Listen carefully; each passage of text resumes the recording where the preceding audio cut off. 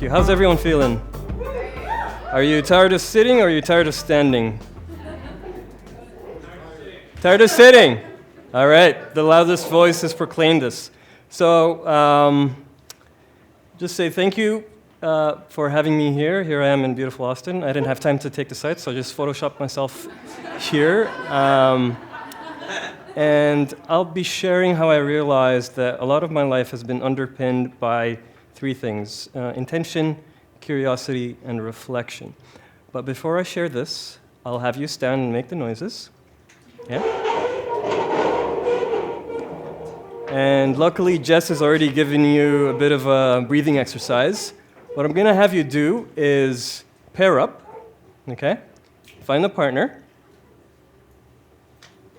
Awesome. We're doing great so far. And actually, for the rest of this talk, we're going to throw this behind our back. Okay? Introduce yourselves, just names, first names, and then I want you to take 10 seconds to think through, and thank you, Douglas, what is your superpower? One characteristic that defines you. Just one word. The partner is going to tell you in 45 seconds why this superpower will save the world. Okay? Look each other in the eye, and whoever wants to start will put up their hand. The person who's going to be listening, put up your hand. Okay? Tell them your characteristic. Go.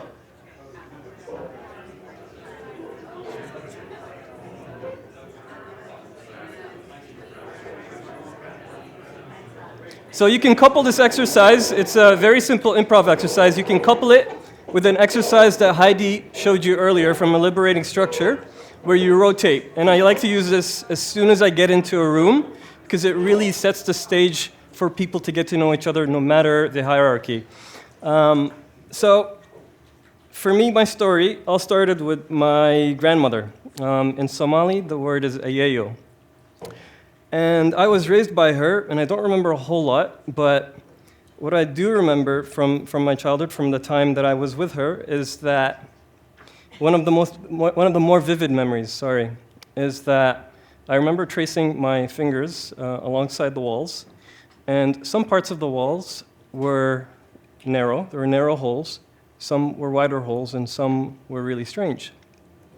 But I also remember that she was full of love, and she knew how to love, and she knew how to relate to people. And her home had a revolving door of characters that would just show up, who sought her out. I later learned that those holes were actually bullet holes, and that the people who were showing up were people who were seeking refuge or respite in her home. And the reason I'm sharing this story is that she raised me through local and regional conflicts, and throughout these conflicts, she had two values that she espoused. One was service to others, and the other was human relationships. And this is something that this tiny bit of what made her loved is what I try and take with me wherever I go. It sort of happened inadvertently that I take this wherever I go. And sorry, I'll be looking into this because I want to make sure that I get across the story as well as possible. So she raised 6 children, and she was of simple means. She was a house cleaner, and she wanted for her daughter to be educated, and that's the reason she raised me. And she also understood that war and hardship are impartial to your means. And the social contract that she had through these values with her neighborhood, and it meant that she had ended up raising more than just her 6 children. And to this date, people who remember her fondly, who have survived till date, remember her fondly. So why is it that I'm sharing her story? This story is part of what informed my path and what brought me here today, for example. And I became aware of these stories through people. People who wish to serve, like my grandma. People who want to ease or facilitate for deeper understanding and more meaningful connections. People like the creative bunch who are peppered throughout my slides, and people like Douglas and Lily and the volunteers here who have helped us come here in the hopes that we will forge deeper connections in hopes that we may better serve others. As a recovering human resource professional, when I came across human-centered design, specifically when it was utilized in exploring meaningful, what I felt was meaningful challenges, like designing disruptors to mass incarceration in Washington, D.C. with returning citizens, it sort of fueled an exploration. And this curiosity that I had, I felt that possibly maybe I could apply some of this in my little corner of the HR world. So when my wife and I decided to go to DC, I kind of went a little bit overboard and started affinity diagramming our needs for our needs in a real estate agent and in the house that we want to buy, and then taking these personas and sitting with real estate agents and asking them where it went wrong with other people. And I stayed curious, and I participated in learning circles like Theory U that were, like a lot of these things were mentioned earlier, possibly not sociocracy. And I also came across Lead In, where over 8 learning circles, and 2 hours a week with 11 other strangers, we tried to figure out what leadership was for us. And don't get me wrong, in my journey, I was in multiple different labels that or roles that have labels associated with leadership, but it didn't really mean that I was a leader. And what I noticed was that, so one of these roles, I was in a company as employee number 90, and I was responsible for recruiting and developing 2,000 people over 2 years, and we did that. But it left me stretched out. It made me feel tired and sort of disappointed in this. So why was that the case? I think part of the challenge is understanding that the systems that I was a part of, whether it was humanitarian, whether it was energy, whether it was government sectors, were rooted in leadership cultures that witnessed individuals as resources, as people who had to be managed, as opposed to humans as resourceful. If you design the environment for them to contribute the work that they wish to contribute. So I like to learn about the etymology of words, specifically in Arabic, because it could be poetic at times. The word for human, insan, in Arabic, has 2 roots. One is to forget, and the other is to love, to be loved, to relate. Those 3 words together. I'm not going to talk about forgetting. The neuroscience of forgetting and its importance for mental health is fascinating, so check it out. But I'm more interested in this part of the equation of the human condition. And the Surgeon General of the United States, the 19th Surgeon General, in 2014-15, stated that there is a loneliness epidemic. And I've witnessed this in my career in HR. Think about meeting dynamics, the micro inequities in organizations, unconscious bias and unheard voices.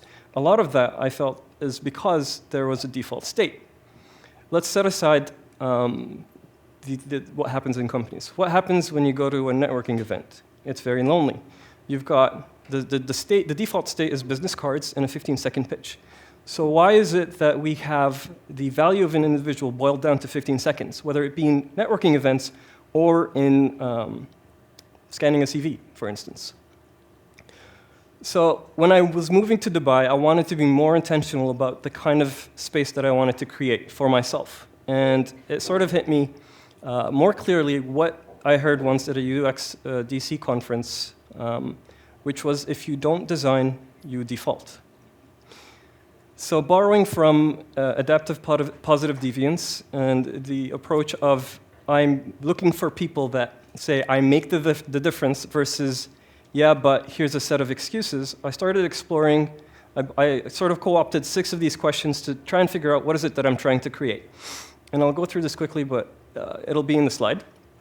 And that led me to figure out who out there resonates with the values that I have, service to others in human relationships. Who out there does the kind of work that I'm interested in? So I reached out and I told people, I want to co-facilitate whatever it is you're co-facilitating, I just want to be out there. And I found this lady, Magic Deb, a really amazing person, who was actually doing a creative morning talk about being a prototype.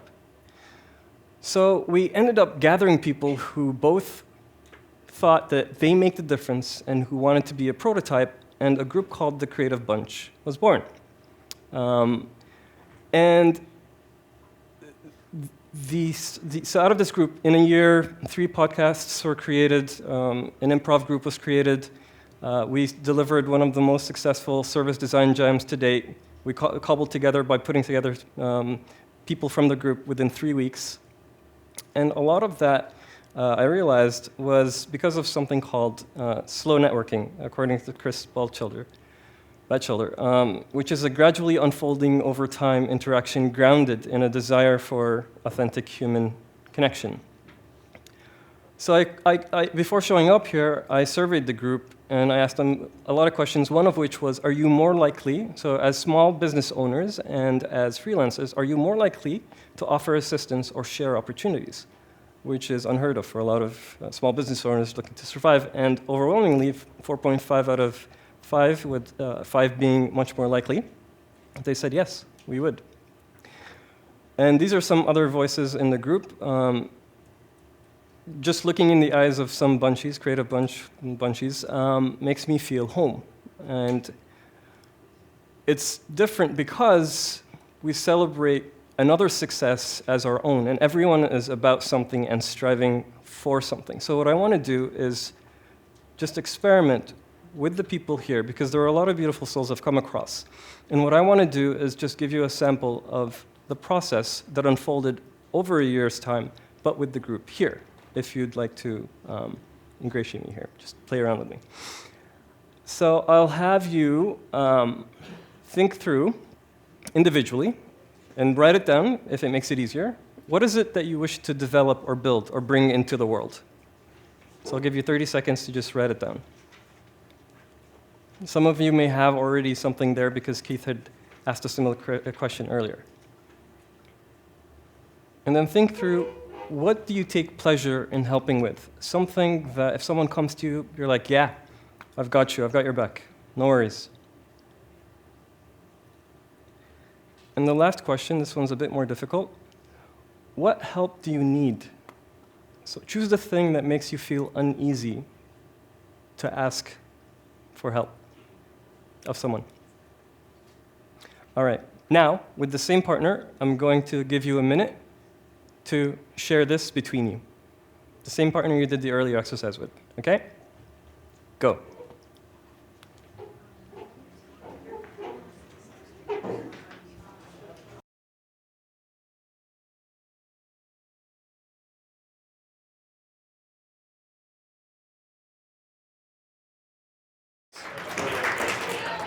Awesome. Just one very quick exercise. So you've developed and you've built what you sought to. Okay, you're on top of the hill. You made it. You are excited and you want to tell your partner about it. Okay, you ready to tell them about it? What? How you achieved this? Are you ready to tell them how you achieved the thing that you wanted to build or develop? Sure. Yeah, you're gonna do it, but you're gonna do it using gibberish. Go. Partner 1, go. Start. To your partner, go. Using gibberish. No English, gibberish.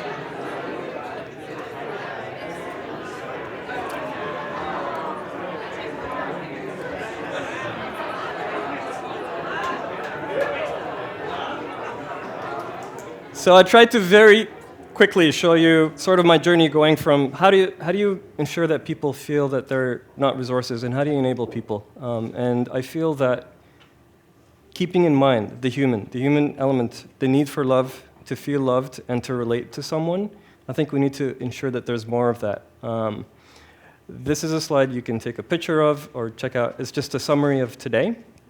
And as you leave, I want you to be your partner's advocate. As you meet other people today, as you speak to them, instead of putting what you need forward, advocate them. You'll be surprised how much more convincing you are when you're trying to get someone else what they need. As for my grandma, her daughter graduated in biochemistry, became a lab technician, and is currently a translator helping refugees navigate the medical landscape out in Canada. So I am not a label. I am a human prototype who is learning to love, to be loved, and to relate. Mahad Sanad, Austin, thank you.